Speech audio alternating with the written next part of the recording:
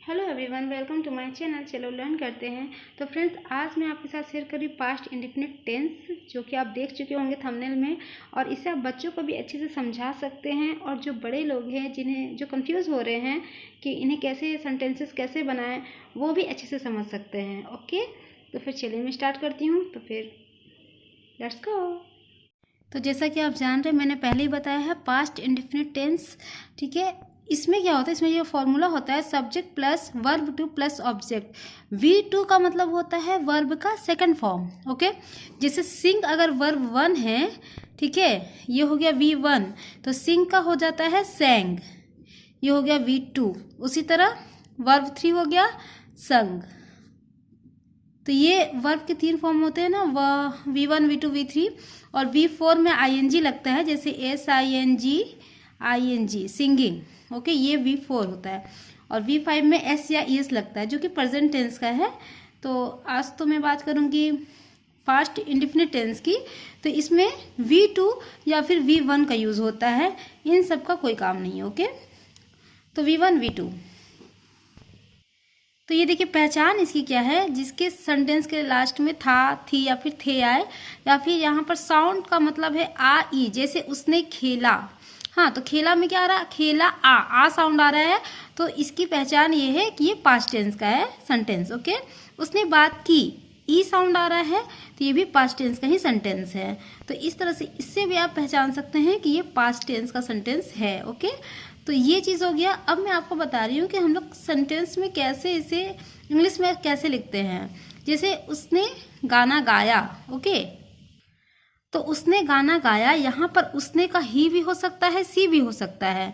जैसा कि आप जानते हैं, ही मतलब ये मेल पर्सन के लिए यूज़ होता है, ही वह, और सी होता है फीमेल पर्सन के लिए। ठीक है, तो उसने गाना गाया में अगर हम किसी फीमेल पर्सन को इंडिकेट करके बोल रहे हैं कि उसने गाना गाया, तो सी लिखेंगे, सी गाना गाया। यहाँ पर देखिए आ साउंड आ रहा है, और गाया का वर्ब फॉर्मूला होता है वर्ब टू।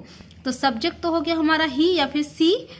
V2 हो गया हमारा, क्या होता है, सेंग होता है। सिंग का क्या होता है, सेंग होता है। तो ही Seng a song, he Seng a song. गाना, गाना का हो गया सॉन्ग। यहाँ पर गाना जो है वो ऑब्जेक्ट के रूप में आ गया। ओके, और वर्ब आप जानते ही हैं, जो भी एक्शन वर्ड होता है, जैसे हंसना, गाना, रोना, चलना, खाना, पीना, ये सब वर्ब में आते हैं। ओके, तो इसीलिए वर्ब का ही जो होता है वो फॉर्म चेंज होता है। तो हम लोग इंडेफिनिट टेंस में वर्ब टू लगाते हैं, यानी कि सिंग का सेंग हो गया। तो फ्रेंड्स, ये है कि इसमें वर्ब है, लेकिन किसी किसी सेंटेंस में वर्ब नहीं होता है, लेकिन वो पास्ट टेंस में होता है। जैसे वह खुश था। ओके, वह खुश था, तो यहाँ पर खुश था है, यानी कि मेल पर्सन है, बॉय है, तो ही वाज आ जाएगा, ही वाज हैप्पी। अब वे लोग खुश थे, तो यहाँ पर ये सिंगुलर में वाज लगता है। मैं आपको हर तरीके के सेंटेंसेस बता रही हूँ पास्ट इंडेफिनिट टेंस में। ओके, तो यहाँ पर सिंगुलर में जो है वाज लगता है, लेकिन प्लूरल में क्या लगता है, वर लगता है। जैसे अगर मैं लिखूँ वे लोग खुश थे, तो यहाँ मैं लिखूंगी वे लोग खुश थे, दे वर, WERE, were happy. Okay, they were happy. ये प्लूरल है ना, वे लोग प्लूरल है, एक से ज्यादा है, इसलिए दे के साथ हमने वर का यूज किया, WERE, वर। ध्यान रखिए, कैसे वेयर नहीं बोलते, वर बोलते हैं। दे वर हैप्पी, वे लोग खुश थे। अब यहाँ पर दो तरह के सेंटेंस हो गए। इसमें है कि आपका वर्ब नहीं है। ओके, इसमें कोई भी एक्शन वर्ड नहीं है, इसीलिए यहाँ पर क्या लगा, कल ही वाज हैप्पी, इसमें वर्ब है ही नहीं, तो फिर चेंज भी नहीं होगा कुछ, मतलब वर्ब का सेकंड फॉर्म, फर्स्ट फॉर्म, ये सब कुछ नहीं लगेगा। ठीक है, पर यहाँ पर ध्यान दीजिएगा, यहाँ पर गाया, गाया जो है वो वर्ब है, इसलिए यहाँ पर हमने सेंग लगाया है, वर्ब का सेकंड फॉर्म लगाया है। लेकिन कहीं कहीं इंडेफिनिट टेंस में V1 लगता है। तो V1 कब लगता है, या अगर वो सेंटेंस नेगेटिव हो। नेगेटिव कहने का मतलब ना के रूप में। ठीक है, नेगेटिव कहने का मतलब ना के रूप में। जैसे उसने गाना नहीं गाया, तब यहाँ पर हम लोग डिड का यूज करेंगे, और ये जो वर्ब है ना, ये V1 यानी सिंग हो जाएगा, SING, सिंग। जैसे मैं बताती हूँ आपको। अब यहाँ पर देखिए, उसने गाना नहीं गाया, यहाँ पर नेगेटिव सेंटेंस आ गया। नेगेटिव मतलब ना के रूप में। ओके, ना के रूप में। तो ही हमने क्या लेकर चला है, अच्छा ठीक है, चलिए हमने फीमेल पर्सन को इंडिकेट किया है तो सी हमने लगाया था, तो चलिए सी ही लेते हैं। सी डिड नॉट, ये देखिए उसने गाना नहीं गाया, सी डिड नॉट को हम लोग शॉर्ट में डिडंट भी लिखते हैं, ठीक है, didn't. She did not sing a song, तो यहाँ पर जो हमने यहाँ पर सेंग लगाया था ना, ये डिड जब लग गया, निगेटिव जब सेंटेंस आ गया नहीं, तो यहाँ पर हमने यहाँ पर डिड का यूज़ किया, डिड नॉट, और फिर यहाँ पर वर्ब वन यानी V1 जो हमने यहाँ पर देखा था, वर्ब वन V1 सिंग, यहाँ पर हमने सिंग अ सॉन्ग यूज़ किया है।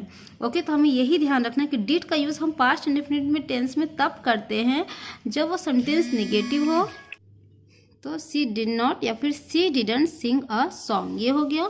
अब इसी को फ्रेंड्स, ये हो गया नेगेटिव सेंटेंस, ठीक है। अब इसी को हम अगर इंट्रोगेटिव में बनाते हैं पास्ट इंडेफिनिट टेंस में, तो आप ये देखो कि जैसे क्या उसने गाना गाया, तो ये हो गया आपको क्वेश्चन, ठीक है, यानी इसे इंट्रोगेटिव सेंटेंस कहते हैं। तो यहाँ पर जो है हमारा डिड पहले आ जाता है। Okay, did